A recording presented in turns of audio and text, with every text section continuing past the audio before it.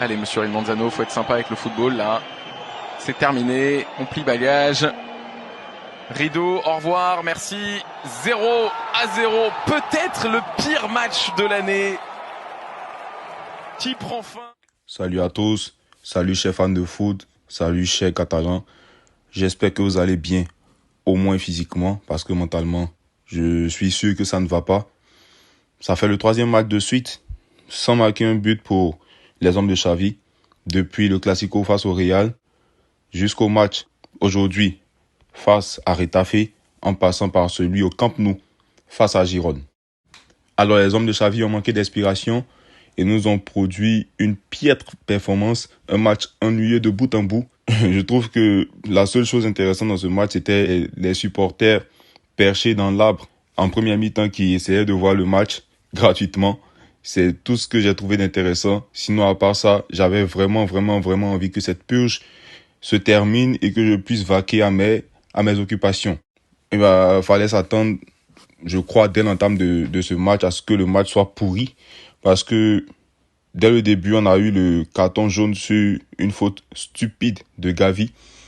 Rien d'intéressant, mauvaise entame de match par les Barcelonais qui n'avaient pas construit des actions face à une équipe qui est quand même 15e au championnat et qui n'est pas une foot de guerre, il faut se l'avouer. Si vous avez remarqué, pendant cette première mi-temps, c'était comme un match de ping-pong où le ballon restait en l'air pendant de longues secondes avec des têtes pour essayer de sortir. Ça ne posait pas le ballon et quand ça posait le ballon, ça n'arrivait pas à enchaîner des passes. C'était des passes manquées, pas dans le bon tempo, toujours derrière, trop derrière le coéquipier ou trop en avant du coéquipier, de sorte que tout était raté, rien d'intéressant. Tout ce que nous pouvons relever, c'est le double poteau. D'abord, la frappe sur le montant de Rafinha et celle qui est venue juste après d'Alejandro Balde à la 25e minute, qui est quand même venue d'un dégagement de Ter Stegen. C'est venu par chance en fait sur Rafinha, sinon à part ça, rien d'intéressant. Puis la tête de Lewandowski à la 45e, captée par le portier de Retafe. Alors on s'est dit peut-être qu'il y aurait quelque chose au retour des vestiaires. Je m'attendais à un changement dès le retour des vestiaires, mais malheureusement Xavi n'a fait ces changements qu'à la 67e minute. Et il a fait sortir Jordi Alba et Franck Kessié pour faire entrer 2 joueurs qui sont Ansu Fati et Ferran Torres, tout en gardant Lewandowski et Rafinha sur le terrain. Ça nous faisait donc 4 joueurs à vocation offensive, 2 milieux.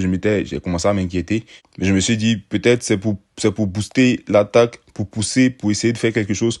Mais ça n'a rien changé. Il y a eu juste quelques 10 minutes où on voyait Gavi plus en position offensive. Gavi qui avait d'ailleurs disparu après son carton jaune.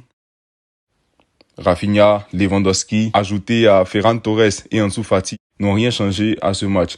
Et je m'indigne carrément du comportement de Rafinha qui est sorti pour donner du temps de jeu à Pablo Torre et qui commence à pester sur le banc de touche. Comme s'il avait fait un match exceptionnel, comme s'il avait fait un match intéressant, alors qu'il était mauvais comme toute l'équipe. Il a d'ailleurs été nommé homme du match par les officiels de la Liga, mais homme de quel match en fait? Comment l'équipe adverse était mauvaise. Et voilà, on aurait pu jouer pendant un siècle sans mettre un seul but. Toute l'équipe a été mauvaise comme je l'ai dit.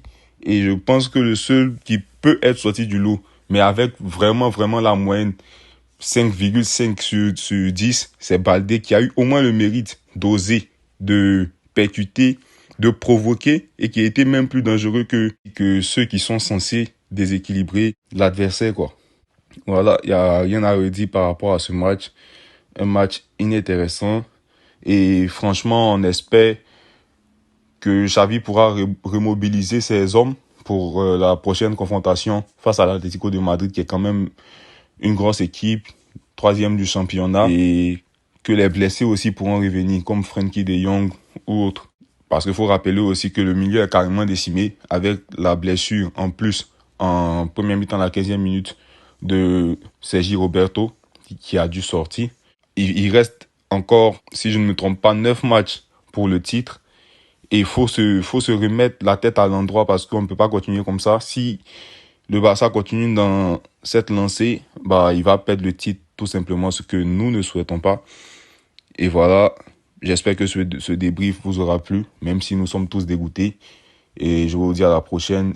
D'ici là, prenez soin de vous, commentez, likez, partagez, abonnez-vous. Ciao.